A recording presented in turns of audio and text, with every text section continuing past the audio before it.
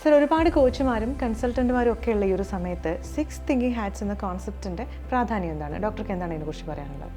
നമ്മൾ 6 thinking hats എന്ന കൺസെപ്റ്റിലേക്ക് വരികയാണെങ്കിൽ നമുക്കറിയാം, വലിയൊരു ബിസിനസ് മീറ്റിംഗ്, ഒരു കോർപ്പറേറ്റ് ബിസിനസ് മീറ്റിംഗ് നടക്കുന്നുണ്ടെന്ന് നമ്മൾ വിചാരിക്കാം.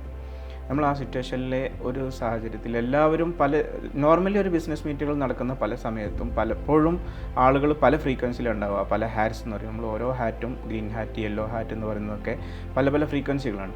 എല്ലാവരും ഒരേ ഫ്രീക്വൻസിയിൽ ഒരേ വേവ് ലെങ്ത്തിൽ മാത്രം നമ്മൾ ഡിസ്കസ് ചെയ്താലേ നമ്മൾ ഉദ്ദേശിക്കുന്ന ആ ആക്യുറസി ഡിസിഷനിൽ നമ്മൾ കിട്ടുന്നുള്ളൂ.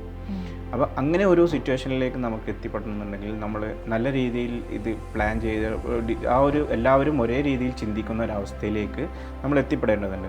അവിടെയാണ് നമുക്കിവിടെ 6 തിങ്കിങ് ഹാറ്റ്സ് എന്ന മെത്തേഡ് നമ്മൾ ഉപയോഗിക്കുന്ന സമയത്ത് ആ ഒരു ബെനിഫിറ്റ് നമ്മുടെ ഡിസിഷനിൽ നമ്മൾക്ക് എന്തായാലും ലഭിക്കുന്നതാണ്. നമ്മുടെ അത്രയും ആക്യുറേറ്റ് ആയിട്ടുള്ള ഒരു ഡിസിഷൻ നമ്മുടെ മീറ്റിംഗ്സിൽ നമുക്ക് എടുക്കാനും പ്രോബ്ലം സോൾവിങ്ങിൻ്റെ സമയത്തും എല്ലാ സമയത്തും നമുക്കത് വളരെയധികം ഉപകാരപ്പെടുന്ന ഒരു സംഭവമാണ് 6 തിങ്കിങ് ഹാറ്റ്സ് എന്ന് പറയുന്നത്.